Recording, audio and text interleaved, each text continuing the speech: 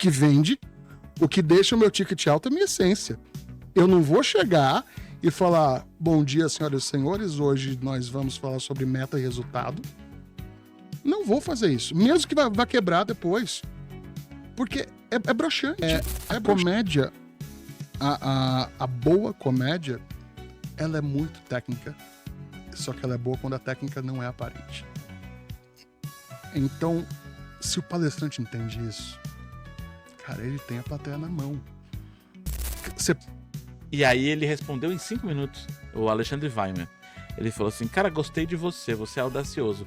Em 5 minutos tava um grupo já, Bruno no HJ23, já acertando as coisas pra eu ir pro evento. Então, toda reunião que eu faço com um cliente, eu falo, tudo bem? Quero deixar claro uma coisa. Aquele band que você via na TV, aquele band que você vê no Comedy Club depois das 9 da noite, não é o band que você está contratando. Eu sou brifável, eu sou domesticado e eu tenho noção. Só que, claro, eu entrego comédia de um jeito que o corporativo não se assusta. Era uma vez. Bom dia, boa tarde, boa noite, você caçador de experiências incríveis. Aliás, bom dia não, bom Disney. Você vai entender, porque hoje, neste podcast, o Era Uma Vez Podcast, nós surgimos há pouco tempo, já temos mais de 100 mil visualizações aqui no YouTube, já trouxemos grandes nomes para cá, Paula Belízia, presidente da AWS América Latina, já trouxemos a CTO do Bradesco, já trouxemos o pessoal de liderança da Nissan, da IBM, muita gente boa, e hoje esse episódio vai ficar para a história do Era Uma Vez Podcast. Eu sou Bruno Gonçalves, sou seu host, palestrante, já impactei mais de 200 empresas, mais de 100 mil colaboradores, e hoje estou aqui com ele que não é meu concorrente, não, mas um excelente palestrante, mágico, Instagrammer e tudo mais, um grande especialista em Disney, para deixar qualquer um no chinelo. Você fala assim, ai Bruno, você gosta de Disney, você manja de Disney? Não, eu não manjo nada. Quem manja é o meu convidado de hoje, Ben Ludmer. Opa, que coisa boa. Bom Disney, olha só que bom tá aqui. Muito legal, tá parecendo, sabe o que é isso aqui? Parece que pegaram a Sheila Carvalho e a Sheila Mello que fugiu do spa. Não tá parecendo. Exatamente. Essa é a ideia. Isso aqui é um time de peso. É isso, a gente na verdade, a gente não tá no podcast. A gente caiu aqui numa convenção de covers do Thiago Abravanel, né? e a roupa não deixa por menos. Não, mas você vê, hoje eu quis estar acordado, eu não saí de casa de pijama, eu vim de moletom. Você sabe que eu atuando como mestre de cerimônias, eu já chamei uma palestrante de pijama. A Natália Beauty. Natália Beauty de pijama. Sim. E ainda tirou uma com a minha cara, porque não é um pijama, né? Vamos combinar, um pijama não de cetim brilhante assim. É um figurino. Ela que construiu um império de pijama. Aí eu olhei pra ela vindo ali, mas você não tá de pijama, né? Ela subiu no palco e falou assim, é pijama sim. Eu não tava nem mais com o microfone pra poder me defender. Depois eu comecei a usar pijama, eu não parei mais, assim, é um negócio que vicia muito. E você faz palestra de pijama? Eu faço palestra de pijama. Maravilha. E eu achava que eu era disruptivo. Porque eu vou com tênis colorido, geralmente combinando com a camisa, e o pessoal fala, nossa, que diferente. Tá vendo? Mas sabe qual é a questão? A gente que é gordo tem um problema. A gente fica mais engraçado de roupa social do que de roupa maluca. Porque já esperam, né? Já esperam, porque assim, se você coloca uma roupa social, vão falar, e aí, Jô Soares? É sempre isso. Aí você entra de pijama, você entra colorido já. Eu vou falar, esse gordo confia nele, vou ouvir o que ele tem pra falar. Sabe que você falou na piada, não sei se você falou falando sério, mas é verdade. Sim. É verdade, passa muito mais. Eu fui contratado pela Volkswagen ano passado. E aí era a fábrica de motores em São Carlos. Eu falei, puta, acho que eu vou de preto. E com tênis amarelo só. Aí eu cheguei lá, aí o diretor olhou pra mim e falou, cadê a camisa colorida? Cadê aquele cara que eu contratei? Aí eu falei, é que eu pensei que vocês... Nunca mais eu vou tirar a camisa colorida. É por isso que eu já vou te falar depois os fornecedores. Eu já quero tudo, já. Não manda para os Estados Unidos, tá? Manda para cá, que lá acho que não vai chegar. Bem, antes da gente começar, Tá. Você sabe que a ideia aqui é falar... a gente vai falar de Disney, mas esse podcast começou porque a Era, que é a nossa patrocinadora, trabalha com experiência do cliente. Tá.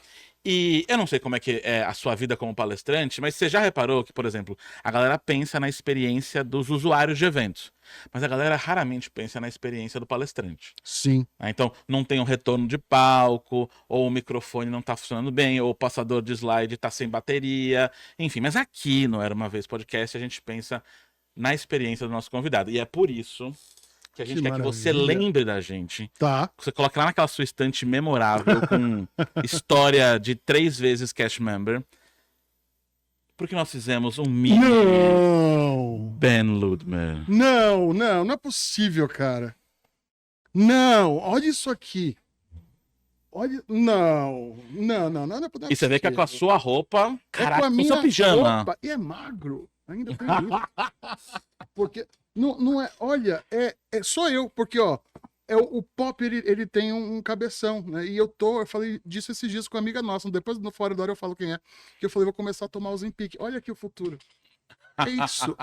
Nossa, isso aqui vai para um lugar, assim, especialíssimo. Vai pro o altar. Vou deixar aqui. Maravilha, já deixa aí. O altar. E agora sim a gente pode começar Agora, a falar nossa, mal do até- todo, quer dizer, falar de Não Disney. puxa, Vamos não. falar de Disney. Ben, 3 vezes Cash Member, 3 vezes. enlouquecido pela Disney, estou com inveja do seu boné. Esse aqui tem história. eu carinhosamente comecei a chamar o Walt Disney de Tio Walt. Tio Walt. E aí eu descobri que eu achava que eu estava sendo muito disruptivo fazendo isso, mas já é já é quase que um apelido do Walt Disney entre os fãs da Disney. Quando começou essa loucura? Cara, começou muito cedo, porque pouca gente sabe disso, mas eu cresci no varejo, né? Então por isso que eu sou atacado. E aí.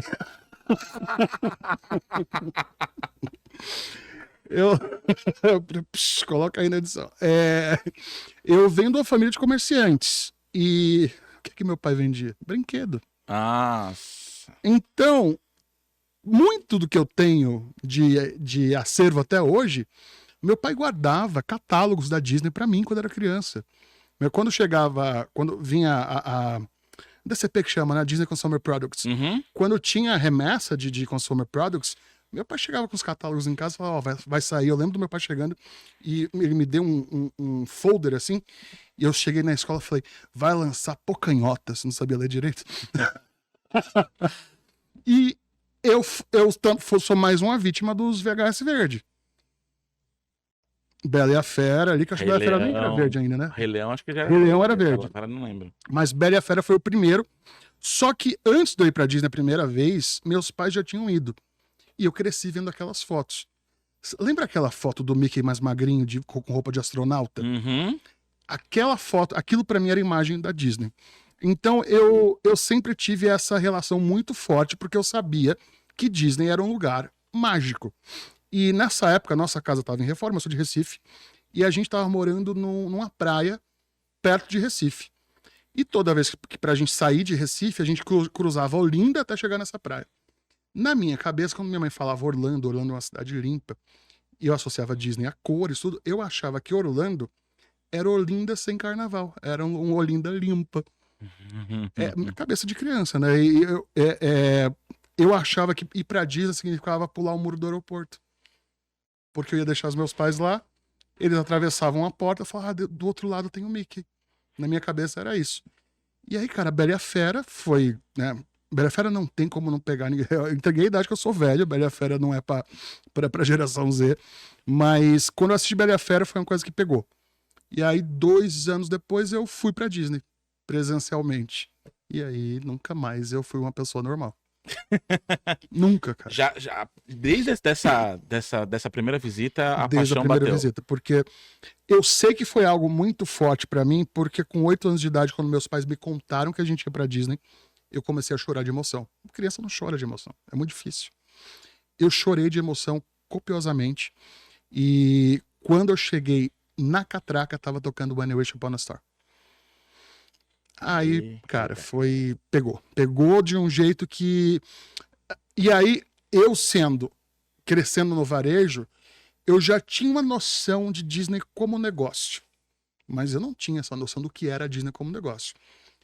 Um belo dia, é muito louco como a vida coloca a gente no trilho que a gente precisa ir.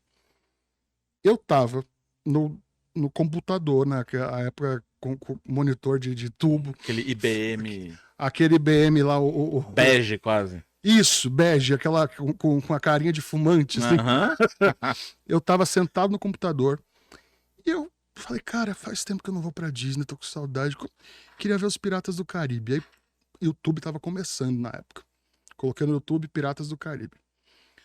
Entrei naquele loop do YouTube, que naquela época era bem mais restrito, e eu tinha feito praticamente um mestrado em animatrônicos durante um dia inteiro vendo vídeo. Eu falei, cara, é isso, eu preciso trabalhar na Disney.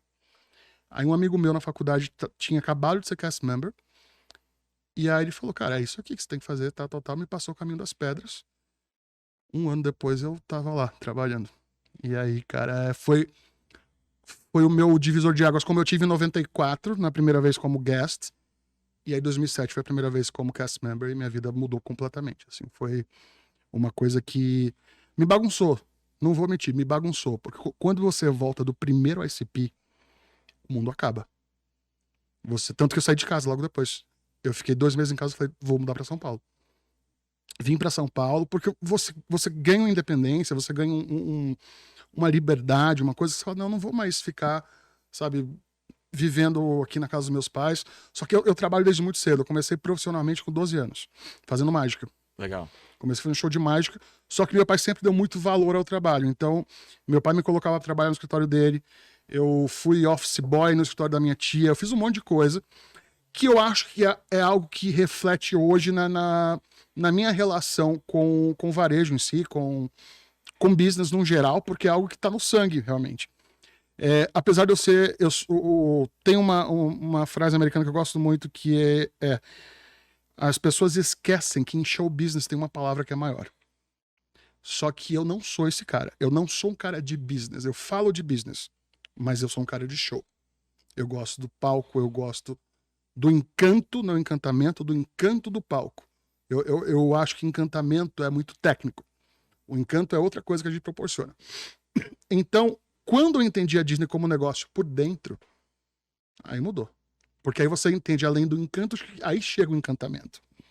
E aí você entende que é tudo processo. É tudo O método. processo faz a magia, né? É impressionante. E pra mim foi muito fácil entender isso porque eu sou mágico. Então, eu cresci sabendo que pra você chegar num efeito mágico, tem processo, tem estudo. Então foi mais uma ramificação do que eu vim fazendo a vida inteira. Cara, que legal. E você falou que estava na faculdade, você precisa estar na faculdade para fazer o Sim. ICP. Acho que antes da pergunta, vale. Eu sei o que é ICP, você obviamente sabe. Talvez as pessoas não saibam, que é o International College Program. International College que Program. É o programa de intercâmbio da Disney para universitários, que infelizmente só pode fazer uma vez. Eu tive a sorte de fazer 2 porque deu um problema no ano que eu fui a segunda vez e eles precisaram chamar os alumni, né, quem já tinha ido. Ele é um programa que dura 3 meses em média, às vezes 4 meses, na minha época chegou a durar 4 meses. A gente vai pro inverno americano, você pode trabalhar em várias posições, você pode ser desde alimentação, A e B, você é dividido em Quick Full, né? Quick Fast Food, Full serviço de mesa. Custódio, que é limpeza. Na minha época tinha Costuming, que era você ficar no figurino da Disney. Housekeeping também acho que não tem mais hoje. E eu fui Operations and Attractions, que era do operacional de atrações. Você é do Soaring. Eu era do Soaring. Eu trabalhei no voo 5505 com destino à Califórnia. Eu vi seu vídeo vindo pra cá. Você viu? Esse vídeo Que vindo pra legal, cá. que legal. Eu descobri o ICP quando eu já não estava mais na faculdade. E eu já tinha, né? Eu sou engenheiro de computação de formação, nada a ver com o que eu faço hoje. E assim, chegou a passar pela minha cabeça entrar numa faculdade só. Aí tem que passar pro primeiro ano, aí tipo, faz umas provas lá, passa. E só para fazer o ICP. Sim. Aí meio que o tempo passou. No segundo programa eu fiz isso, porque eu queria fazer um outro programa da Disney. Aí eu falei, vou matricular. Aí veio a oportunidade de fazer de fazer o mesmo, o Inter, o ICP. Aí eu já estava matriculado na faculdade, falei, claro que eu vou. Claro que eu vou. Se voltar hoje, é capaz de matricular de novo. Eu não duvido. E você fez que faculdade? Qual que é a sua formação? Artes cênicas. Então, o palco. Palco. Eu adoro o palco. eu acredito que a palestra, ela... E aí a gente pode entrar nessa seara, porque você também é palestrante, Sim. mas eu acredito que a palestra, o ofício de palestrante, ele é diferente do ofício de professor. Uhum. E acho que cada um tem tem o seu propósito, tem sua razão de existir. Porque o professor, ele é o cara que está ali no dia a dia, com os alunos, acompanhando um aprendizado, tem começo, meio e fim, você tem, enfim, N coisas que fazem do professor um professor. O palestrante, ele não está ali só pela informação. Uhum. Porque a verdade é que a informação que a gente leva, se as pessoas quiserem, no Google, no ChatGPT você encontra. Claro. O negócio do palestrante é entregar não só a informação, a sensibilização do conteúdo, mas o jeito de apresentar. Então, por exemplo, durante a minha palestra, para mostrar para as pessoas o que é experiência do cliente, eu mostro o que é uma experiência. Eu trabalhei no Hop Hari, eu era Legal. head de experiências no Hop Hari, e eu fiz isso com eles também, essa mesma dinâmica, que é lá no Hop Hari é um país, o país mais divertido do mundo. Eu toquei o hino do Hop Hari e fiz eles cantarem o hino do Hop Hari. Né? E aí, até o presidente do Hop Hari, que eu falo que ele é o João Dória do Hop Hari, que ele não é o Walt Disney, ele é o João Dória do Hop Hari, cantou com a mão no peito. Que legal. Maravilha. E aí, como é que eu faço isso em outras empresas? Não é Hop Hari, é outro país. Uhum. Eu falo, vamos cantar o hino do Brasil. Puta, aí nessa polarização, a galera já me olha assim, né, quase já expressando um xingamento, me chamando de um certo candidato. E aí, o que toca, na verdade, é evidências. Que é o hino do Brasil. Que é o hino do Brasil. É o hino E aí, do Brasil. cara, quando a galera entende que não é o hino, que é evidências, puta, daí, quando acaba, né, primeiro que eu falo que evidências são eles cantando pro cliente, porque pensa, não posso viver sem você, só quero ouvir você dizer o quê? Dizer que sim. Na assinatura do contrato e tal. Eu falo, tá vendo? Isso é uma experiência, porque vocês podem esquecer de tudo que eu disse, mas vocês não vão esquecer do palestrante, gordinho, de camisa colorida, E que como fez você vocês... fez eles se sentirem, né? Exato, que é a frase do Walt Disney. Exato. Exatamente. A função do palestrante, claro, entregar conteúdo. Mas é provocar aquelas pessoas para que quando elas vejam aquele conteúdo novamente, elas tenham a sensação que elas tiveram na palestra, elas vão falar, nossa, eu me senti tão bem ouvindo isso, agora eu tenho que pôr em prática. Essa é a função do palestrante. Por isso que a entrega é muito mais importante. Beleza, mas é aquela coisa, o conteúdo ele tá aqui. Ele tá em qualquer lugar. A entrega não tá. Não. E é por isso que a gente vê tanto palestrante que tem um índice de bocejo gigantesco. Ruim. Ruim. E sabe ter uma história legal desse palestrante ruim? Que eu entrei no HJ Conference, que é esse evento que eu te falei nos bastidores. Eu vi uma palestrante que eu achava ruim. E aí eu vi que ela tava lá no line-up. Aí eu falei, não é possível que ela foi chamada e eu não. Aí eu entrei no LinkedIn, achei o dono do evento e falei assim, é o seguinte, eu sou o Bruno, tal, sou palestrante, e, pô, tem muito palestrante bom aqui no seu line-up, mas também tem uns bem ruins, e você não me chamou nem entre os ruins. E aí ele respondeu em 5 minutos, o Alexandre Weimer. Ele falou assim, cara, gostei de você, você é audacioso. Em 5 minutos tava um grupo já, Bruno no HJ23, já acertando as coisas para eu ir pro evento. E então assim, talvez eles existam por um motivo, para impulsionar quem sabe tá no palco a fazer alguma coisa. E assim, zero arrogância, tá? Tipo, são os resultados que a gente conquista no palco. Hoje eu vendo palestra assim, não gostou, devolvo o dinheiro, porque a entrega importa. Muito. Como que você caiu nesse mundo de palestras? Cara, eu tive uma inspiração muito grande do cara que foi meu primeiro sócio no stand-up. Eu comecei fazendo stand-up em Recife, em 2005, 2006. A gente começou produzindo uma noite lá em Recife. Esse cara virou palestrante. Chuto dizer que hoje é um dos 5 maiores palestrantes do Brasil. Murilo Gun. Pô. Então, Murilo foi uma inspiração pra mim, desde a comédia. Eu conheci Murilo no Orkut, numa comunidade chamada Teatro em Recife. Murilo falando, quem tem interesse por stand-up? A gente se encontrou, os dois na época malucos, estudando jogo de carta, essas coisas. Produzimos a noite. Murilo tinha feito uma noite já. Depois a segunda a gente já produziu junto. E Murilo migrou pra palestra. Eu tinha uma resistência muito grande com palestra. Porque eu vi gente se perder artistas se perderem na palestra, principalmente mágico. Porque mágico em palestra é pior que Gremlin. Cara, é impressionante. O cara aprende um baralho, uma corda, uma moeda, pega um livro de CX e fala só palestrante. E eu falo, cara, eu não quero isso. E aí eu fui resistindo. São duas coisas que, até no tópico de CX, é ouvir o seu público, né? A importância de ouvir o seu público. E eram duas coisas que eu falava, não é não é minha verdade agora. Só que aí a coisa virou minha verdade. E essas duas coisas são palestra e me tornar um criador de conteúdo Disney. Porque a coisa que eu falo, cara, eu não vou falar de Disney, só que desde o meu primeiro ICP, as pessoas já falavam, Ben, a gente quer ouvir você falar de Disney, você fala com uma paixão, você fala de um jeito diferente. Eu falava, não vou fazer isso, não vou. Não tem um ano que eu virei criador de conteúdo Disney. É algo muito recente pra mim. Só que é tão verdadeiro porque é o evangelho que eu venho passando desde que eu me entendo por gente. E aí, quando eu juntei as duas coisas, a base da minha palestra é falar de como trazer mágica para o seu trabalho, para o seu business. E uma das coisas que mais carrega mágica, acho que a empresa que mais transformou mágica em produto foi a Disney. Com certeza. Não existe nenhuma outra empresa que transformou mágica em produto como a Disney, naquele nível de excelência. E aí eu falei, cara, vou fazer isso. Veio a pandemia, eu tinha entrado no mercado de palestras uns 3 anos antes da pandemia. Veio a pandemia, parou tudo. Aí começou a surgir uma solicitação de show online ali. O primeiro eu falei, não sei fazer isso. Como é que eu vou fazer mágica por uma tela? Aí foi muito doido, porque esse primeiro show online que me chamaram foi um show no Facebook. Uma live. Só que, literalmente, uma live no Facebook. Era pro Facebook.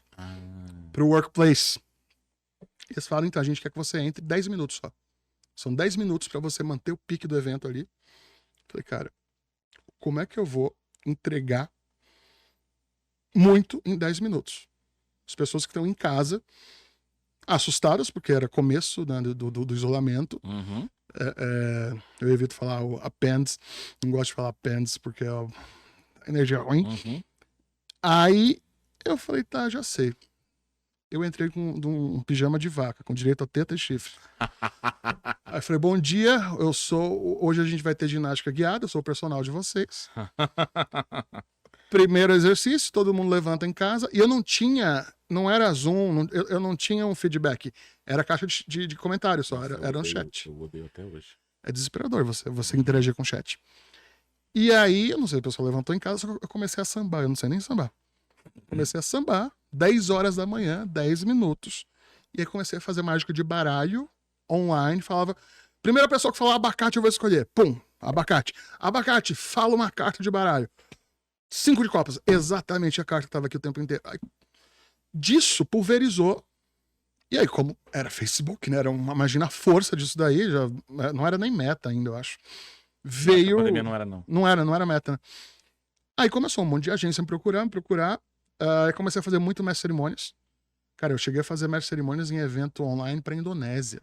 Nossa. Umas coisas assim. Porque eu faço muito MC em inglês. Então, legal. é uma coisa que o mercado é um oceano azul. Porque, inclusive, esse perfil, comediante, mágico, que faz um mestre cerimônias em inglês, é um perfil oceano azul total. Então, eu comecei a fazer. E aí, começou a surgir request de palestra. Falei, cara, será que eu tô no pique? Ainda não. Passou o isolamento, tudo. Eu fui no Achismos, do Mal Meireles, e o Mal falou, Ben, eu quero que você fale sobre Disney. Porque eu e o Mal, a gente foi encartar juntos 5 anos, lá no Teatro Folha, com um espetáculo chamado Seleção do Humor. E aí o Mal já tava de saco cheio de me ouvir falar de Disney, porque toda vez que eu voltava da Disney, chegava no camarim e falava, não sei o que. Era eu, o Márcio Ribeiro, o Mal Meireles, Marcelo Leal, uma galera do stand-up. Pregava a palavra. Cara, depois desse Achismos, porque eu nunca tinha parado pra falar só de Disney durante 1 hora e pouco, assim, online. E aí era um evento do Maurício? Era o podcast do Maurício, Ah, tá. o Achismos. Ah, tá. Que é mega assistido. E aí veio, assim, uma tonelada de solicitação. Eu estava sendo, na minha época, o escritório do Maurício me agenciava, e a gente começou, palestra. Fui reescrevendo a palestra, terminou que nessa loucura eu tô com 6 palestras hoje, nem todas têm relação com Disney, mas todas têm relação com mágica. Todo o meu background mágico entra nisso, e óbvio, a minha vivência de cast member, porque a Disney tem tudo. Mesmo quando não tem Disney, tem Disney. Né? Mesmo quando não tem Disney, tem Disney. Primeiro que o palestrante é o Dumbo, né? Então começa por aí. Já tem um motivo pra coisa acontecer. E, cara, depois disso eu falei, é isso aqui. Eu não saí da comédia, eu dei um tempo, porque comédia não é bom pra saúde mental. Fazer comédia é muito difícil. Sério. É muito difícil. Porque o comediante, ele é um profissional que ele é julgado a cada 12 segundos. Esse é meu medo. Eu fiz uma palestra num evento dentro do Teatro Claro. Uhum. Aí, eu esqueci o nome da empresa que é dona do teatro, né? Porque o Claro é só o patrocínio, né? O naming.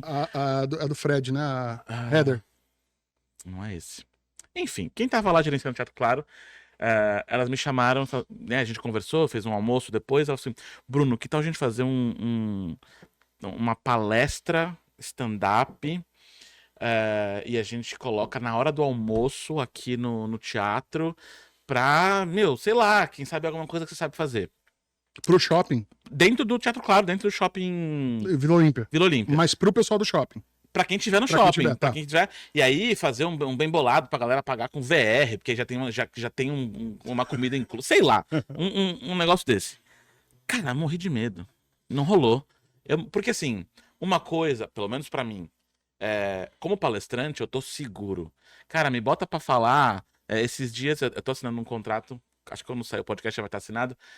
Com uma empresa lá do Sul que vende leite de vacas felizes. Nossa. É o leite A2A2.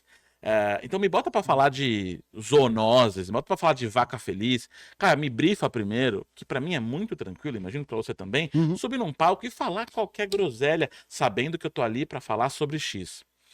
Outra coisa, e aí a pessoa tá lá pra aprender, e aí de quebra dá uma risadinha. Agora, outra coisa é a pessoa sair de casa e falar assim, hoje eu vou rir. E hoje eu quero cagar de rir. E hoje eu quero rir muito. E aí você tá lá e você tem que ser engraçado. Putz, pra mim aí foi aí que bateu o medo. Cara, não é fácil. Eu tenho mais de 20 anos de comédia, é isso? 20. Acho que eu faço 20 anos oficialmente de comédia. Eu conto muito doido. Eu conto o meu ponto. O meu marco zero da comédia é o que pra muita gente é o ápice. A minha primeira entrevista no Jô. Então eu conto como começo de tudo. Maluco, né? Aí você volta pra outro jogo aqui, né? Pelo menos o mesmo. Exato. Uou! E aí, a comédia, a boa comédia, ela é muito técnica, só que ela é boa quando a técnica não é aparente. Então, se o palestrante entende isso, cara, ele tem a plateia na mão. Você pode repetir o que tá num livro, sei lá, pega o maior clichê de mundo corporativo. E se você faz aquilo com entrega, que as pessoas gostem de você, e elas têm que gostar de você nos primeiros 10 segundos que você pisa no palco. Se você não ganhou elas com 10 segundos, você não ganha mais. É muito difícil. E aí tem contratante que gosta de fazer surpresa, né? Que fala assim, entra como se você fosse fazer uma palestra séria. Não sou eu. Não dá. Não sou eu. Não dá. Minha essência é minha essência. O que vende, o que deixa o meu ticket alto é minha essência. Eu não vou chegar e falar, bom dia, senhoras e senhores, hoje nós vamos falar sobre meta e resultado. Não vou fazer isso. Mesmo que vá quebrar depois. Porque é broxante. É broxante. Você pega tem um amigo meu, o Denis, conhece da Polo. O Denis fala, Ben, você é o melhor palestrante para depois do almoço que existe. Porque quando as pessoas chegam cansadas, não aguentando mais um segundo bloco, e você precisa de um palestrante que vai ali, sabe, com botar 2 dedos no backstage ali, que vai, e você já acorda. E é isso que precisa.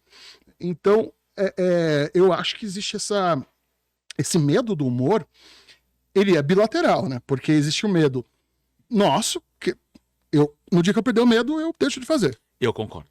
Tem que ter. Nossa. Tem que ter o medo, tem que ter você tem que estar alerta. E tem o medo do contratante sempre. Então, toda reunião que eu faço com o cliente, eu falo, tudo bem, quero deixar claro uma coisa. Aquele band que você via na TV, aquele band que você vê no Comedy Club depois das 9 da noite, não é o band que você está contratando. Eu sou brifável, eu sou domesticado e eu tenho noção. Só que, claro, eu entrego comédia de um jeito que o corporativo não se assusta. Exato. Agora tem o cliente que fala assim, mete o pé. Bota pra quebrar. E aí você vai. Cara, é muito louco ouvir isso de você, porque eu sinto o contratante com medo muitas vezes, e aí o que eu falo pra ele com outras palavras é o Bruno rebelde do palco, eu sou rebelde na medida que você me permite ser rebelde. Uhum. Então, por exemplo, às vezes eu chego numa empresa e, pô, Bruno, gente feliz da lucro, não enche o saco. Nossa, parece que eu tô ofendendo minha plateia. E apesar de eu falar, nunca ninguém se ofendeu. São mais de 100 mil pessoas impactadas. Nunca ninguém se ofendeu. Ainda vou encontrar o diretor, né, quadradinho que vai falar não. Né? Sebrae, pelo menos pra mim, chegar no Sebrae é um selo de que você começou a dar certo como palestrante. O Sebrae contrata palestra. Sim. E aí eu fui pro Sebrae de Mato Grosso do Sul, e aí eu falei a palestra, e aí eles voltaram com o título oficial, que era a felicidade no contexto do trabalho e das relações, um negócio feio pra cacete.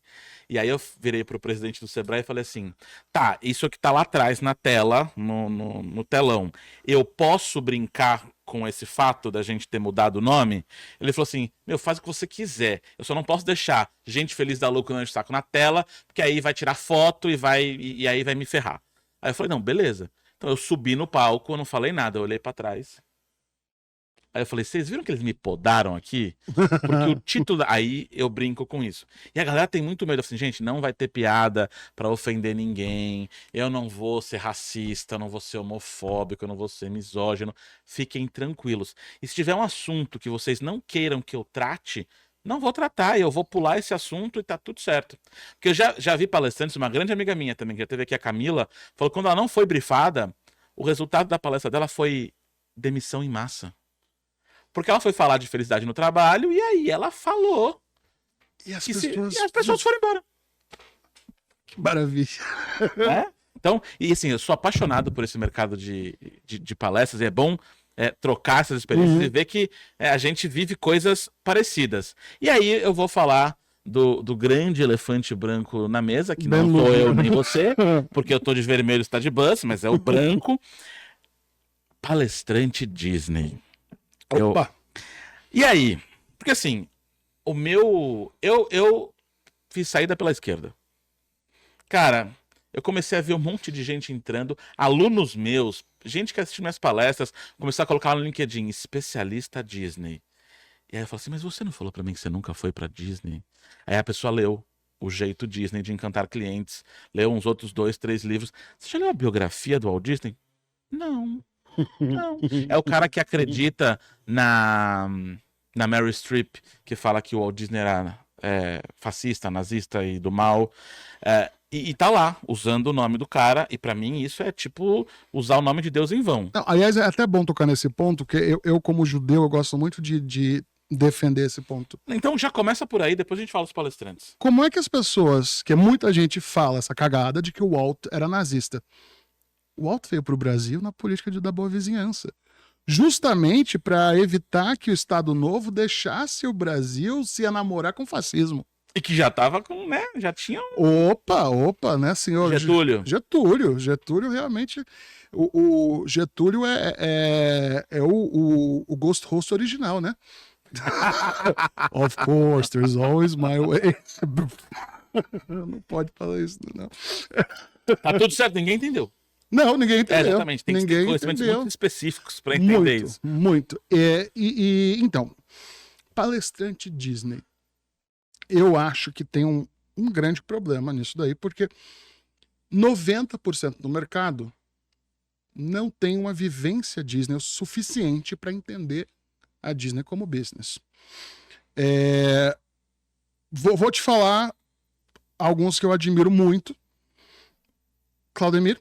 Aí eu falo se eu gosto ou não, brincadeira. O Claudemir, ele é enciclopédia. E o Claudemir foi cast member.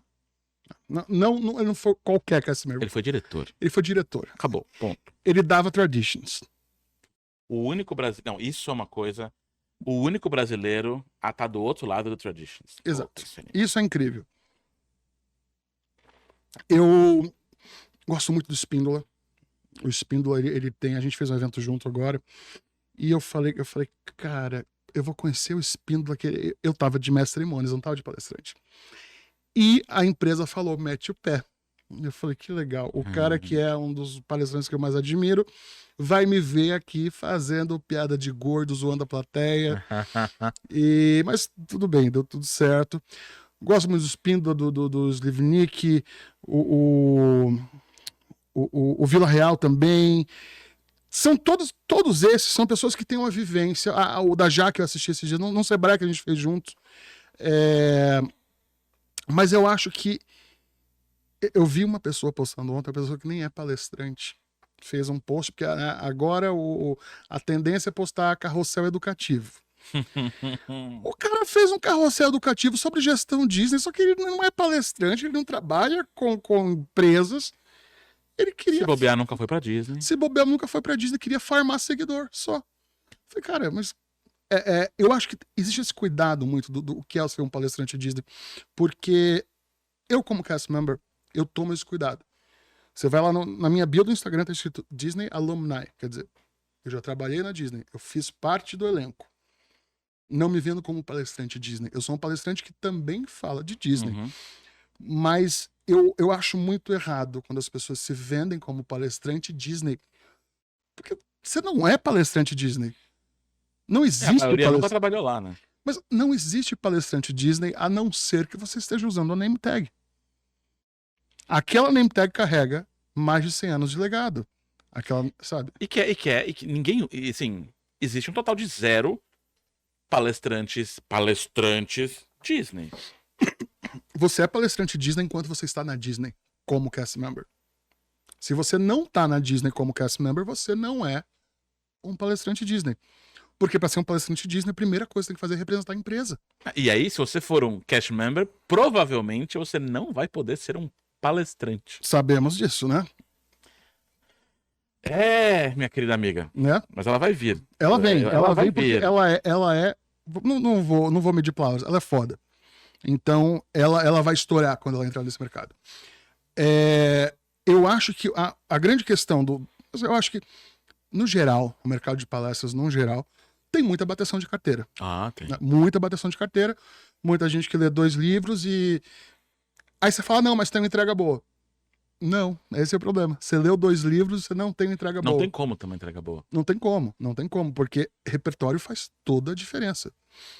No case Disney, especificamente, eu acho que o grande problema isso é uma coisa que terminou virando um produto meu agora, que é a pessoa que vai pra Disney e ela não sabe aproveitar a Disney. Ela acha que ela vai fazer Piratas do Caribe, Mansão Assombrada, Big Thunder, vai tirar foto com Mickey e comer turkey leg. Mas se ela soubesse o quanto o dinheiro dela ia valer mais, se ela aproveitasse tudo que tá ali por baixo, eu acho que o lance da Disney, se você vai falar de Disney, é você falar a essência, é você beber no Walt. Não é falar, tem as 5 chaves, lá. Entende? Se for falar de 5 chaves, faça de um jeito que impacte. Eu, para falar de 5 chaves, eu falo de 4 mais 1, como a quinta chegou e acontece uma mágica na mão das pessoas, todo mundo que tá na plenária vai participar do momento, porque a quinta chave é justamente inclusão. Uhum. Então acontece um efeito, todo mundo com um objeto na mão, acontece na mão deles, e eles entendem a importância da quinta chave da inclusão. Então, se você vai passar um conceito Disney, você tem que ter pelo menos vivido. Por que eu falo de chave? Eu carrego a chave do Mickey comigo, de tão importante que isso é pra mim. Porque quando você vive esses conceitos, você vê o quanto eles são funcionais. Eu já tive um problema com a Guest, quando eu tava de Super Greeter, que é aquele assessor de BO de grupo latino. ela gritava comigo no Soaring. Eu nem era oficial do Soaring nessa época, só que como eu tinha trabalhado 2 temporadas, o meu posto normalmente era no Soaring para auxiliar. E, cara, era uma coisa assim, ela gritava, eu passei tantas horas na fila. E aí você usa o método Herd, que funciona. Porque é método, é processo. Você vai usar aquilo de uma forma que o guest ele vai olhar para você e falar: tá bom, você me ouviu, você foi empático comigo, você tá pensando na solução e você tem um diagnóstico. Então, é método. E às vezes você vai ver palestras de palestrante Disney que eles vão falar: é guest e é cast, não é cliente, não é funcionário. Ah, as 4 chaves, não fala da quinta. Palco bastidor. Palco bastidor, e não sai disso, sabe? Virou uma coisa, eu não sei se esse termo ainda funciona, porque eu sou uma pessoa velha, orkutizada. Orkutizaram a palestra de conceitos Disney. Orkutizaram completamente. Isso é ruim pro mercado, mas é bom pra quem é bom. Se diferencia. Claro, porque é a entrega. O que é Disney, antes de qualquer coisa? É a entrega. É a entrega. É a entrega. É um show.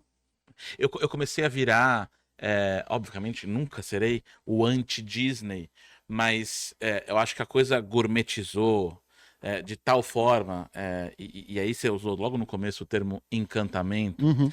e aí o objetivo de todo mundo, em todo lugar, em todos os momentos, virou o encantamento.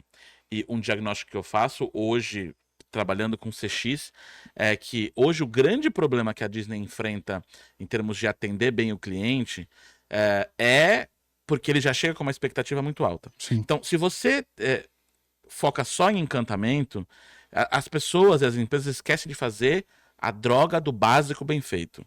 O encantamento não é para todo momento, vamos entregar, eu falo da fórmula da experiência, que é experiência é igual o que o cliente recebe menos o que ele espera.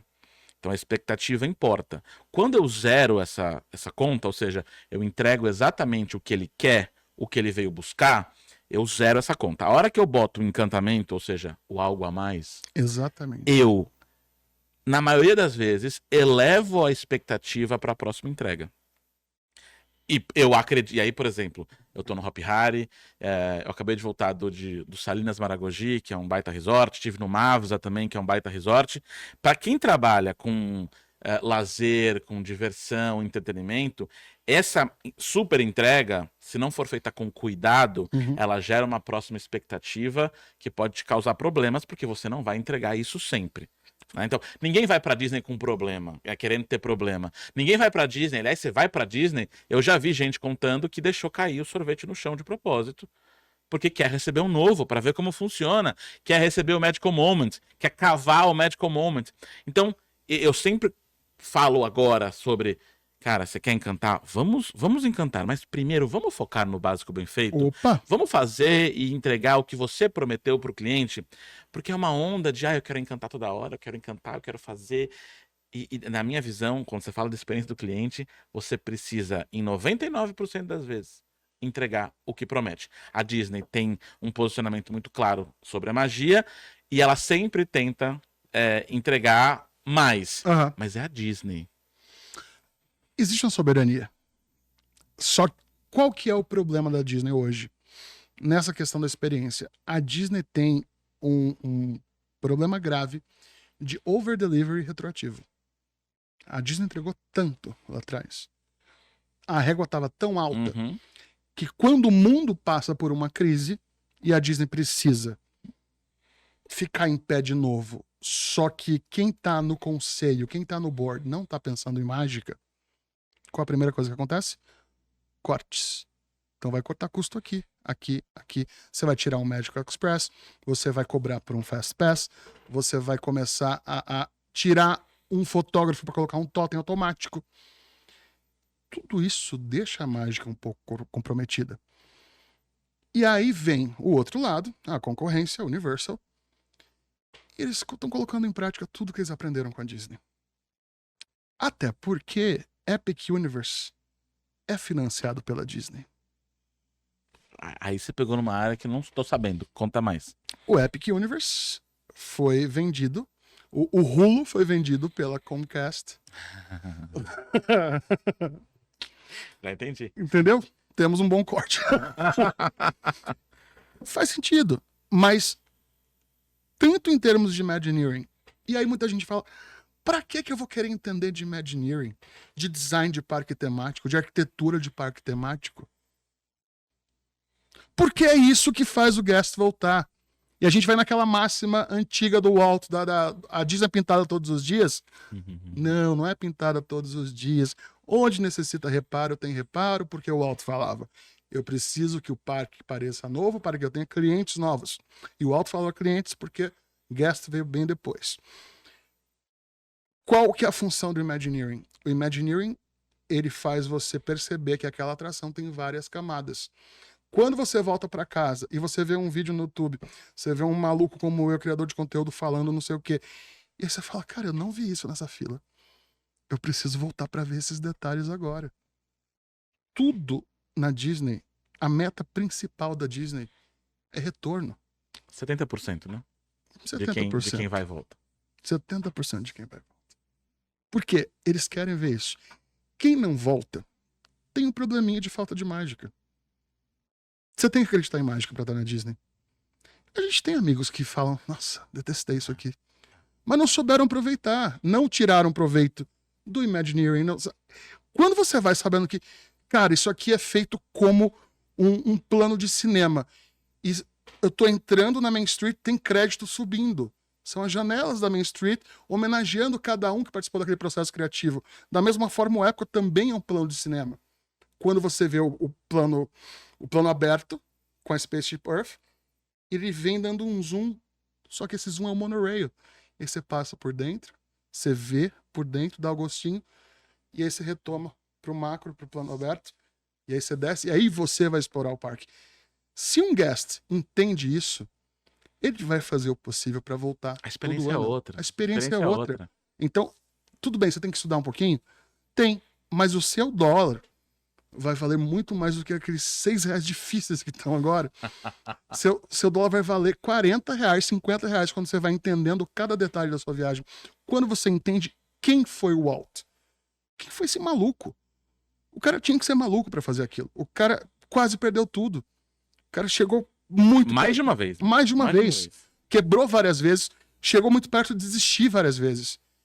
E aí, é uma coisa que eu falo muito na palestra sobre a questão do respeito à cultura. Quando o que levantou a Disney, na grande crise da Disney, de 81, foi repetir Foi cultura. aquela quase foi comprada para ser dividida à parte. Eu tinha um livro. O Disney War? E Disney War. Disney War, maravilhoso, Exato. maravilhoso. O que a Disney fez ali? Ela bebeu na própria cultura. 23, ela se finca com um gênio financeiro, um gênio criativo, Roy e Walt. Vem ali em 81, Michael Eisner, Frank Wells, que fizeram, né, o que a gente chama de acordar uma bela adormecida, que dormiu por 30 anos. Frank Wells, que depois, ao sair, fundou... Não, esse foi o Katzenberg. Que Jeffrey fundou Katzenberg. a DreamWorks. DreamWorks, né? O Frank Wells foi o que infelizmente morreu num acidente de helicóptero, no auge da carreira. Ah, é verdade. No auge da carreira e no meio da treta do Roy O com o Eisner. Pelo controle. Pelo controle. E tem um vídeo dos dois no funeral tentando passar uma imagem boa, afinal, um funeral é um memorial do Wells. E eu vou te falar uma coisa, eu tô muito preocupado nesse momento. Vou te falar, eu tô defecando pra eleição brasileira. Mas eu quero muito saber quem é o sucessor de Bob Iger. Porque eu acho que a primeira tentativa de sucessor foi uma cagada gigantesca. O que você acha? Chapek? O Chapek. Acabou com a Disney. Quem afundou a Disney naquele momento foi o Chapek. Bob Chapek, ele não deveria estar ali. Quem chamou? Agora, as pessoas estão falando, tem que ser o Josh. Não. Acho o Josh incrível.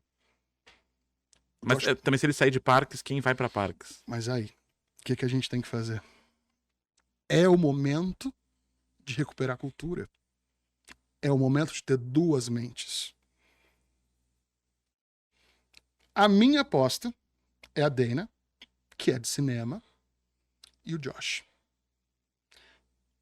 O Josh não é gestor. Ele não é um cara que vai... Ele pode ser... Mas ele não é nem o boa praça que sabe lidar com conselho. Porque o Iger, ele é vaselina. O Iger é... Ele sabe lidar com conselho, ele sabe exatamente... o Iger é uma cigana de praia. Ele fala o que a gente quer ouvir. Ele é isso. Mas eu não sei como que vai ser essa sucessão. Porque tá tendo aquela questão do Gorman também, que é o head do board, que ele não tá numa conversa tão boa com o Iger. Eu me preocupo, porque essa decisão vai ser o que vai fazer a Disney acontecer daqui pra frente. E é muito duro pra mim falar isso, porque é muito duro reconhecer que por trás da mágica, no final das contas, tem um conselho de velhos bilionários tomando decisões em nome de um legado. Isso é muito grave. E se a Disney não se levantar dessa porrada chamada Epic Universe, a coisa vai ficar difícil. Porque eles estão correndo atrás. Só que você não compete. Se eu te jogo uma montanha russa, você não vai brigar comigo com um balde de pipoca. Não tem como. Não tem Não como. tem como. E aí, o que aconteceu? Eu acho que a Disney jogou com os fãs, iludiu um pouco os fãs na D23 anterior, não a última, que falaram um monte de coisa e era tudo Blue Sky, ou seja, era tudo ideia. Tanto que na D23 de 2024, o Josh D'Amaro, a primeira coisa que ele falou, nada aqui é Blue Sky, é pá na terra. Só que aí vem outra questão. Eles vão fazer uma mudança agora que vai alterar o DNA do Magic Kingdom, que é tirar o Rivers of America. Não é só uma questão de legado, de mágica. É um clássico. É um clássico, mas tem uma questão ambiental, tem uma questão arquitetônica, tem uma questão urbanística. Porque se você tirar um corpo de água daqueles do meio do Magic Kingdom, não é legal. Não é nada legal. Eu sou militante pelo Rivers of America. Por quê? Primeiro que ele é DNA do Magic Kingdom. Você joga, e aí é aquela coisa que eu brinco muito com a Joyce. Eu falo, Joyce, a Disney tá vendendo detergente, né? Que é dúvida por quê? Bob Iger quer IP. Que é a propriedade intelectual. A Disney tá enfiando propriedade intelectual em tudo. E aí, hoje, eu até falo para as pessoas, você quer ver a Disney raiz funcionando, vá para Tóquio. Tudo que Tóquio faz é baseado no livro original, em um Alto 40, no livro... Porque o Tóquio tem atração de IP próprio. A última atração de IP próprio da Disney foi Expedition Everest, em 2005, 2006. Em 98 foi a abertura, Foi a abertura. Do Animal Kingdom, acho que foi por aí mesmo. 2005, 2006 foi Everest. E aí, o que vem depois? Tudo vem atrelado ao IP. Só que a Disney leva 10 anos para entender se o IP funciona ou não. Mas na minha cabeça tem soluções tão claras. Qual para você hoje? IP Disney / Pixar, tá? Sem pegar Lucas, sem pegar Marvel. Qual que é o IP mais poderoso da Disney hoje? O Mickey. Tirando os originais. Tirando os originais? Que não foi explorado ainda. Que não foi explorado? Eu gosto muito de Encanto. Uhum. Encanto foi uma surpresa pra mim, que eu achei que ia ser uma bosta. Encanto é muito foi bom. muito bom. Então, E uma tem o surpresa. Bruno. Acho Tem o ótimo. Bruno. Cara, que não foi explorado... você me pegou. Divertidamente. Como é que Pixar. não tem nada de Divertidamente ainda? Assim, teve, né, um negocinho ali, um balancinho no California Adventure, mas como é que... Você, primeira vez na Disney foi com que idade? Já era velho, eu já tinha 20 anos. Já era Epcot, não era Epcot Center mais. Não, era Epcot já. Era Epcot. Tem um pavilhão ali, do lado do Mission Space, entre o Mission Space e o atual Guardians of the Galaxy. Pavilhão bege, assim. Uhum. Aquele era um pavilhão dedicado à saúde, dedicado à saúde mental, dedicado ao estudo do corpo humano. Aquele pavilhão tá fechado. Não tem nada ali dentro. Já era um pavilhão, ele chamava Wonders of Life. Como é que não fizeram um pavilhão ali, juntando divertidamente o Ali, que traz conscientização ambiental e traz saúde mental juntos? Como é que não fizeram isso? Porque, desculpa, Mission Space não diz nada pra mim. E essa é a minha briga, né? Eu sou bem ortodoxo, eu só sou conservador quando a gente fala de Disney. E o Epcot ter perdido o status de educação e entretenimento me dói. Porque o Epcot, pra mim, é mais o Alto do que a Magic Kingdom. Eu também acho. O Epcot era o sonho do Walt. O sonho do Alto era o Epcot. Era o Epcot. E como eu trabalhei 3 temporadas lá, eu peguei ainda o restinho de Epcot Center, apesar de já era Epcot, mas eu pude ver coisas assim que me fizeram entender o que fez o Epcot ser o Epcot. O Epcot, ele é muito além da noção de comunidade. Só que aí virou uma coisa de... Cara, tiraram uma fonte, mais uma vez uma questão com corpo de água, que eles têm que eu não tô entendendo, que tinha um significado gigantesco, que no verão trazia uma brisa, trazia um refresco, para fazer um playground aquático da Moana, que ficou anos fechado, tapumado e não acontecia nada. E que é um grande nada também, assim, é só uma brincadeirinha com... E que assim, vamos combinar, uma brincadeirinha que você faz com certa simplicidade em qualquer lugar do mundo. Exato. É água com sensor. É. Não chama. Me preocupa muito de onde essas decisões estão vindo. Porque essas decisões não estão vindo do Imagineering, do WDI.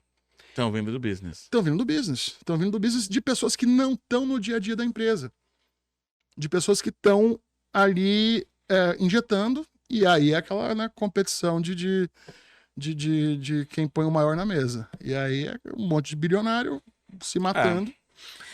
Eu como fã da Disney, o que mais me preocupa é ter uma outra possibilidade de venda como aquela que é retratada em Disney World, porque o bilionário que pegar aquilo e de alguma forma conseguir fazer um green mail em cima daqui, cara, o cara vai ficar ainda mais bilionário e a Disney vai deixar de existir, porque aí vai vender IP pra Comcast, IP pra não sei quem, e os parques vão se dizimar, e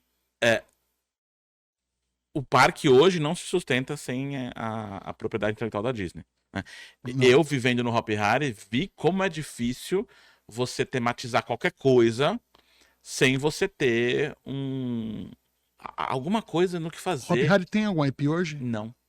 Uma grande parte da dívida do Hopi Hari é com a Warner. Com a Warner, porque né, tinha a Montanha-Russa do Super-Homem, tinha o negócio lá do Coringa e tudo mais. O presidente de Hopi Hari era o Pernalonga, o que eu achei nada a ver, porque não conversa em outros lugares, não conversa com nada.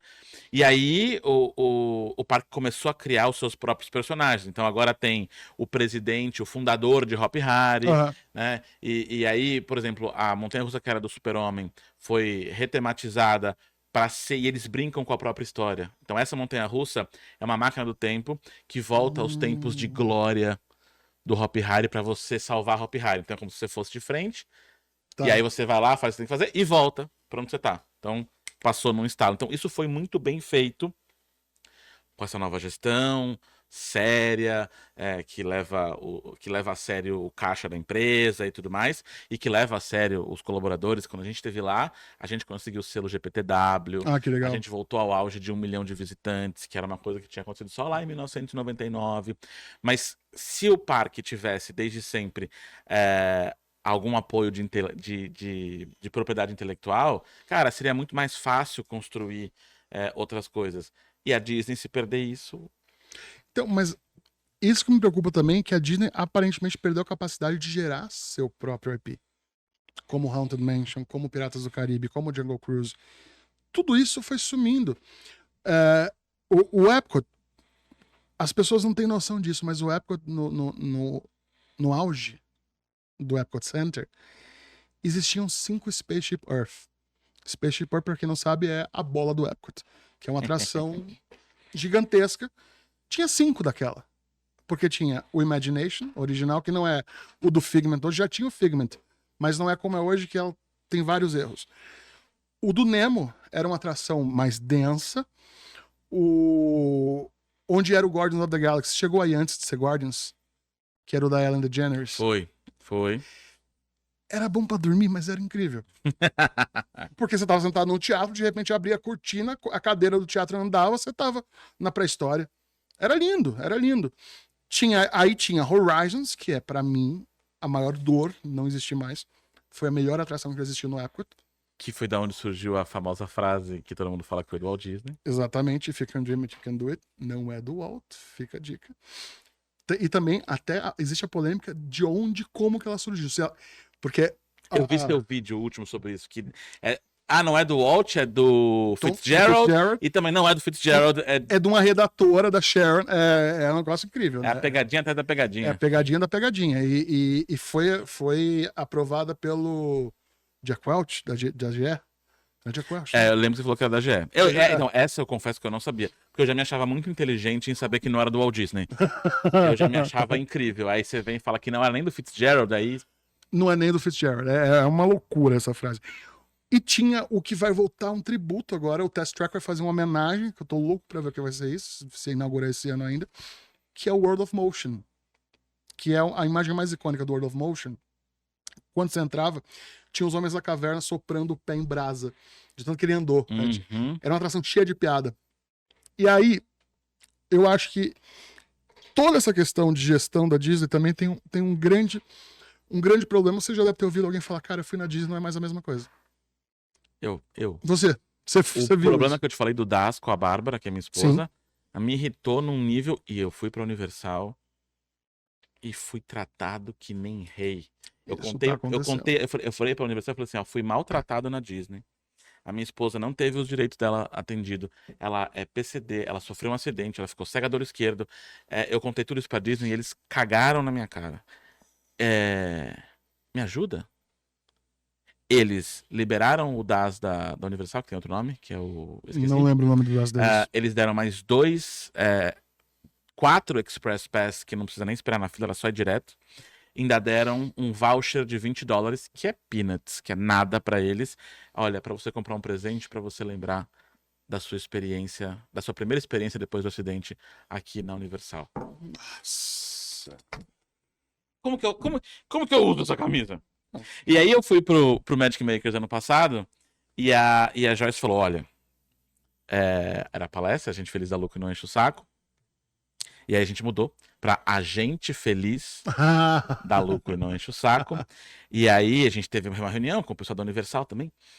E aí o que foi falado foi o seguinte, Bruno, e isso eu achei de uma humildade, que foi assim, Bruno, não dá pra falar de Orlando sem falar de Disney. Porque a Disney nunca falaria isso. A Disney nunca abriria espaço pra Universal. Nunca. A Universal abriu espaço pra Disney e falou, não, pode falar de Disney, mas, pô, lembra da gente. Cara, imediatamente eu peguei meus slides e eu troquei tudo por Universal. Tudo. Menos a frase final, porque eles não têm muitas frases inspiradoras. Que aí eu gosto daquela frase, não adianta ser luz se não for pra iluminar o caminho dos demais. Então, fechei com essa frase, mas o resto, né? Eu entrei com uma camisa assim, e aí, do nada, começava a música do Harry Potter da entrada, e aí girava o castelo assim no telão. E eu falei, gente, desculpa, tio Walt, mas hoje não é Disney. Hoje é Universal. Aí entra uma assistente lá da tia Joyce, coloca a capa, depois eu vou te mostrar a foto, e eu faço a palestra inteira com a capa do Harry Potter. A Disney jamais... Um evento patrocinado pela Disney, quando que ela ia falar? Não. Pode falar de Universal. Aquela nossa amiga em comum contou uma história uma vez de um executivo que deu uma bobeirinha que quando tava saindo do palco trocaram um slide pra Universal. Então tá lá o executivo da Disney saindo de algum grande evento de viagens e tem uma foto dele saindo com o fundo da Universal. E deu um belo desgraçado. Eles são pique, assim. A gente sabe, né? Ela não pode estar aqui hoje falando abertamente sobre isso porque a Disney não deixa. A Disney, ela é muito fechada, mas é uma questão de soberania. Eu entendo. Né? Porque já é oba-oba. Você vê escola de infantil com desenho do Mickey. Você vê, acho que foi no México que criaram um logo de uma empresa com a cara do Mickey e eles ganharam, eles podem usar. Acho que é é o Mickey de lado.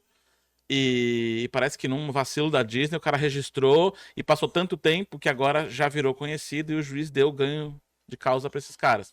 Então eu entendo que a Disney tem que ser fechada, mas as much a Universal tem que ser também, porque eles também têm uma série de propriedades intelectuais que eles têm que proteger. Mas a Universal aprendeu muito com a Disney, né, cara? E eles estão sabendo entregar isso. As 2 últimas vezes que eu me hospedei em Orlando, eu não fiquei em Hotel Disney. Eu fiquei no Cabana Bay. Eu tive uma experiência magnífica. Magnífica. Nossas amigas agentes de viagem falam a mesma coisa, né? A tranquilidade que tem quando você sai da Disney para Universal. Quando elas fazem 2 hotéis na mesma viagem. Uhum. O operacional da Universal é go with the flow. O operacional de um hotel da Disney é muito complexo.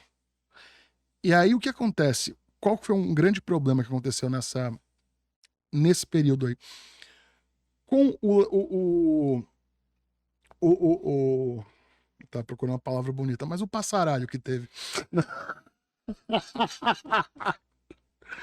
O grande passaralho pós-Covid, o cast member que tinha legado, que sabia o que o Walt queria, ele foi embora e não voltou. Entrou um monte de geração Z que fica falando, quem que é esse velho de bigode que tem quadro dele em todo canto? E ele não vai te atender igual um cast member que tá ali, que tem senioridade, que tem... Acho que eu agrido. Cara, mas vou te falar, hoje o grande problema de elenco da Disney é o geração Z que não sabe onde está trabalhando. É um dos maiores problemas. Porque eu trabalhei com muita gente no Soaring, que tem um turnover gigantesco. Eu trabalhei com muita gente apaixonada pela Disney. Mas também trabalhei com muita gente que fala assim, isso aqui é meu trabalho. Eu venho aqui, ganho meus dólares por hora e eu volto para casa. Eu não vou usar pin do Mickey, eu não vou estar com boné do Walt, eu não vou estar vestido de Buzz. Não. Uma pessoa que tem uma vida normal é um trabalho, ela paga as contas com aquilo. Enfim. Só que tem muita gente que tá ali dentro porque quer viver essa mágica. Tem gente que sai do Brasil, migra para trabalhar lá, porque quer viver essa vida. Exato. E aí a gente perdeu uma grande quantidade de elenco por demissão mesmo, que não retomou, porque descobriu que existe uma vida fora da empresa. E tá difícil recuperar isso. Tá complexo. Então você vai ouvir gente falando, nossa, eu fui na Disney e eu vi guardanapo no chão. Eu vi sujeira. Eu já senti isso em 2023. Uhum. Cara, eu discuti com o cast member dele levantar a voz e sabe quando você fica descrente, assim? Uhum. Bárbara PCD não queria tomar chuva, não queria correr, aí a gente se protegeu da chuva. Na entrada do Animal Kingdom tem umas barraquinhas vendendo capa de chuva, um monte de coisa, e a gente tentou se guardar ali. Aí veio uma cast member enlouquecida, passa, não pode ficar aí, não pode ficar aí. Aí eu virei pra dentro da barraca e falei assim, eu tô comprando. Ah, você não tá não. Você tá falando que eu não sou cliente? E aí ela começou a fazer um escândalo. Que aí eu falei assim, não vai ficar assim. Eu fui imediatamente no Guest Relations. Eu falei assim, não é possível. Eu estudei no Disney Institute. Não tá batendo o que eu aprendi com o que essa moça acabou de fazer. O que eu faria se eu fosse um cast member? Não pode ficar ali. Ela claramente não queria se molhar. Pega a porra de um guarda-chuva. Desculpa pelo porra, gente, foi mal. Pega a droga de um guarda-chuva e acabou. Era tão simples de resolver. E era uma pessoa com deficiência que não queria correr o risco de se acidentar e também não queria se molhar, caramba. Qual o problema de não querer se molhar? Cara, tão simples. É simples. E aí eu vejo que talvez acho que um lugar da Disney, não é um lugar, acho que ainda tá mais fácil de ver essa magia, que são nos navios. Eu fiz os navios em 19 para 20 e vou fazer agora de novo. Qual que você fez? Eu fiz no Fantasy e agora eu vou fazer no Dream. O Dream é mais antigo, né? O Dream, acho que ele é contemporâneo do Magic, não é? Eu acho que foi do trio inicial. Magic, Wish e Dream, não foi? Isso. Tá. Então, agora vai ser o Dream. E caguei, assim, vai ser o mesmo roteiro, exatamente a mesma coisa. Bahamas, 3 dias? Vai ser o de 7 dias, Ah, que bom. que vai pra Castaway Cay, Cozumel, Jamaica e Ilhas Caimã. Tá. E aí, quando a gente fez em 2020, a gente não parou nas Ilhas Caimã e não paramos na Jamaica, porque não era seguro. Tinha outros navios de cruzeiro atracando, mas o capitão decidiu que não era seguro e a gente não parou. E safety begins with me, né? E eles devolveram a taxa de embarque dos portos. Você tá de brincadeira comigo, tipo, $20 cada um. Não tem nenhum E cassino aí, pra jogar. e aí, com um navio em alto mar, aí era um cruzeiro de Star Wars, aí eles abriram a porta dos personagens. E aí veio, porque era só Star Wars, mas aí veio o Thor, veio o Homem-Aranha, veio o Diabo A4, porque aí eles tinham que entreter essa galera lá dentro. Então eu ainda acho que o cruzeiro tá bem ainda. Eu não me envolvo com isso, não. Morro de medo de cruzeiro. Sério? Não de navegar. Eu tenho medo porque cruzeiro é meio que a última possibilidade que eu tenho de ser cast member. Então eu tenho muito medo de do nada, cadê o Ben? O Ben desaparece, eu tô lá trabalhando no cruzeiro. Mas eu coloquei uma meta, eu falei, não, pra trabalhar no cruzeiro da Disney, só se for como guest entertainer, pra levar o meu show de mágica, ter 1 hora no teatro lá, mas Lá pra dentro. pra ser cast member, crew member, não. Mas eu, de vez em Você segue a Paola, que trabalha no... Sim, ela é maravilhosa. E ela trabalhou na Magic Blue, quando eu tava lá quando eu fui fazer o Magic Makers ano passado, ela tava na Magic Blue, ela ficou por um período na Magic Que Blue e agora legal. ela voltou pros cruzeiros. Eu vi que ela. Cara, olha a coincidência. Não faz uma semana que eu ouvi o podcast dela no podcast do Magic Makers. O episódio dela. Sim, sim. E aí eu comecei a seguir e eu fiquei muito curioso, porque ela tava no período de transição. Eu segui ela na hora e falei, nossa, ela voltou, ela tá embarcada de novo. E eu falei pra ela, eu falei, você desativou, reacendeu um negócio muito perigoso em mim. Porque agora eu tô com vontade de aplicar pra ser crew member. Ah, vai, pô. Ah, será? Vai. Não, não posso fazer isso. 3 vezes cast member, depois você passa por um crew member, putz grila. Ah. As palestras, se você não fizer quando estiver lá, você faz em dobro quando voltar. É verdade, tem essa questão. Ben, última pergunta, Opa, já? que a gente bateu o recorde. Olha isso. Eu preciso falar sobre o que diz, porque quando nasceu o Hop Hari, eles diziam que ia ser a Disney brasileira. Aham. Até entendo, não rolou, infelizmente. Eu adoro o Hop Hari. E agora temos o Walt Disney brasileiro. Temos o Né? Walt Disney brasileiro. Temos Ale Costa, que vai vir aqui, tá? A gente não conseguiu ainda, mas ele vai estar aqui com o Cacau Park. E aí, o que você acha do Cacau Park? O que você acha do Ale? O que você acha desse projeto, dessa megalomania necessária para ser o Walt Disney brasileiro? Eu não conheço o Ale, né? Eu tenho vários amigos em comum, mas é um cara que eu queria muito trocar uma ideia com ele, porque é uma coisa que não foi devidamente anunciada ainda, mas não existe um termo para isso, então eu vou usar o termo da Disney. Hoje eu sou Imagineer também. Eu estou trabalhando no empreendimento novo aqui no Brasil, que vai estrear agora no verão, do verão do Brasil. E eu estou desenhando a atração e tal. Então, eu queria muito conhecer o Ale, trocar uma ideia de parque com ele, mas um cara que tá trazendo uma montanha-russa da Vekoma, ele não tá brincando, né? Ou seja, tá brincando porque é uma grande brincadeira, mas ele não tá brincando em serviço. Não, e eu acho ele genial, quando ele colocou os primeiros anos da Cacau Show foi sobre Cacau, e agora será sobre show. Puta gênio. Exatamente. Quem Eu sabe a gente tô faz um empolgado. episódio, você como co-host, a gente entrevistando o Ale, hein? Vamos fazer isso, Bora? falar de Imagineering com ele, porque eu tenho certeza que esse cara tem, assim como nós, ele deve ter pelo menos uma gotinha de sangue de camundongo. Ah, não, com certeza. Então, eu acho que vai ser incrível pro Brasil. Você sabe que tem muitos outros boatos que estão aí, né? Tem uma coisa de 1, 2, 3, 4, 5, 6, como é o nome daquele negócio que balança no ar? Tem um boato desse. Tem um boato também do Parque do Edir vir para Santa Catarina, né? Falei. Tem algumas coisas que podem acontecer, mas eu acho que o grande boom da indústria de parque temático no Brasil vem com o Cacau Park. Eu também acho. E vem Eu muita também coisa. acho, eu também Não acho. vai começar pequeno. Não, já é um projeto gigantesco. Cara, eu espero que o Ale topando, vou entrar em contato com você pra gente fazer esse Vamos esse fazer, mega episódio. porque, cara, eu acho que vai ser uma coisa que vai colocar o Brasil no mapa de theme park. Imagina o evento de inauguração do Cacau Park e a nossa palestra no meio do line-up, hein? Eu estou pensando só em comer chocolate no camarim. Ben, cara, que honra. Que papo maravilhoso. Que prazer estar aqui com você. Cara, muito obrigado. Obrigado Me coloco a você. pessoalmente à disposição pra gente trocar indicação, pra eu te colocar nos meus clientes, pra eu te levar pros Pô, que eventos que eu tô maravilha. como curador de conteúdo. Vamos lá pro HJ. Acho que você vai adorar. Bora. É um evento maravilhoso. Acho que você merece o palco principal por lá. E acho que a galera vai gostar muito de poder ouvir um pouquinho mais e ver a magia acontecer na prática. Eu já fiquei curioso para saber como você faz o negócio das chaves. Mas eu não sou mágico, então só quero saber como Você funciona. vai ver no Magic No Makers. Magic Makers. Ao vivo, Rockets. Então estarei lá. Meus amigos, minhas amigas de casa, muito obrigado.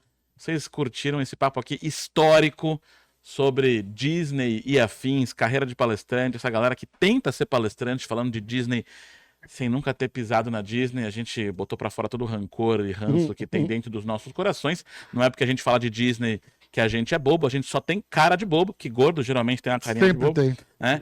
Eu aprendi uma piada nova de gordo esses dias que eu uso nas palestras, que eu tava falando pro pessoal que, né, a importância de se vestir bem, que não pode fazer que nem gordo, que gordo sempre usa roupa de marca, né? Marca de ketchup, marca de maionese, marca de mostarda, então tem que tomar cuidado. Você sabe que eu passei uma vergonha com essa história de roupa de marca, né? Eu comprei um gorro desses, porque é a única coisa que me cabe, um gorro da Lacoste. E o gorro, na minha cabeça, só porque eu sou gordo, as pessoas liam costela. É o viés. É o viés. É o viés. É que nem quando o garçom chega, você pede um negócio mó simplesinho, você tá com alguém mó magro de ruim, e aí vem o hambúrguer mais gorduroso, serve justo pra você. Mas eu só pedi a salada. E nunca, a gente pede a Coca Zero e nunca trazem pra gente, né? Porque é para equilibrar. É pra equilibrar. Né? É pra equilibrar. Eu tentei finalizar, mas o papo tá tão bom que a gente volta. Senhoras e senhores, agora vai acabar mesmo. Muito obrigado pela sua atenção. Por favor, curta esse vídeo, mande pros amigos, deixe o seu comentário aqui embaixo, nem que seja pra xingar a gente de gordo, a gente sabe que a gente é gordo mesmo, tá tudo certo. Lembre-se, este podcast é patrocinado pela Era, a empresa que melhora a experiência do seu colaborador para melhorar a experiência do seu cliente no final. Até o próximo episódio e bota na câmera geral, e beijo dos gordos. Beijo dos gordos. Uou! Valeu!